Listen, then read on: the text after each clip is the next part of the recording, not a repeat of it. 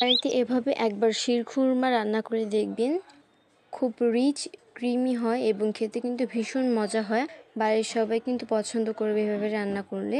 দেখবেন আবার বানাতে বলবে, এতটা বেশি মজার হয় এই শিরখুরমাটা। তো চলুন এটার পুরো প্রসেসটা দেখে আসি। তো ফ্রাই প্যানে দিয়ে দিব 1 টেবিল চামচের মতো ঘি।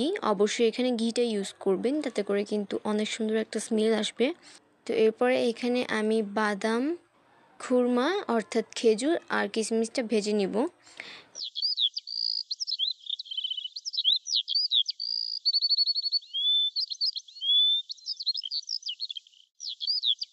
এটা যখন লাইট ব্রাউন কালার হয়ে আসবে তখন কিন্তু এটাকে নামিয়ে নিব।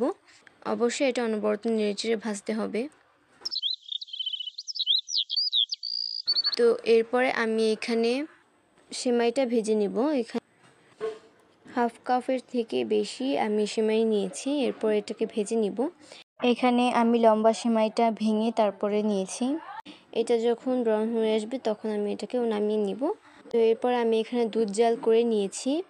আমি 1 লিটার দুধকে জাল করে 600 ml করে নিয়েছি।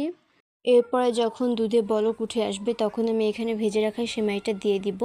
সেমাইটা দেওয়ার পরে কিন্তু এখানে নাড়াচাড়া করতে হবে, তা না হলে কিন্তু জমাট বেঁধে যাওয়ার সম্ভাবনা থাকে। 10 মিনিটের মতো আমি জাল করে নিব। এরপরে সেমাইটা যখন অনেকটা সিদ্ধ হয়ে আসবে তখন আমি ভেজে রাখা বাদামগুলো দিয়ে দিব এবং জাল করে নিব। এটা অবশ্যই একটু পাতলা থাকতেই নামিয়ে নেবেন, কারণ এটা নামানোর পর ঠান্ডা হওয়ার পর কিন্তু আরও অনেকটা ঘন হয়ে আসবে। এরপরে আমি মিনিট 5 করে জাল করে এরপরে নামিয়ে নিয়েছি। তো এর মাঝে কিন্তু তৈরি হয়ে গেল আমার শিরখুরমাটা। আমি যেভাবে বানিয়েছি এভাবে আমার রেসিপিটা ফলো করে অবশ্যই বাড়িতে বানিয়ে দেখবেন। আর বাড়িতে বানিয়ে কেমন লাগলো খেতে অবশ্যই কমেন্টে জানিয়ে যাবেন। এভাবে রান্না করলে মুখে দেওয়ার পর মনে হবে আমি এটা কি রান্না করেছি, এত বেশি মজা কেন। একবার হলেও ট্রাই করে দেখবেন। আশা করি আপনাদের সবার কাছে ভালো লাগবে। তো দেখা হবে নেক্সট কোনো ব্লগে। ততক্ষণ সবাই ভালো থাকবেন। আল্লাহ হাফেজ।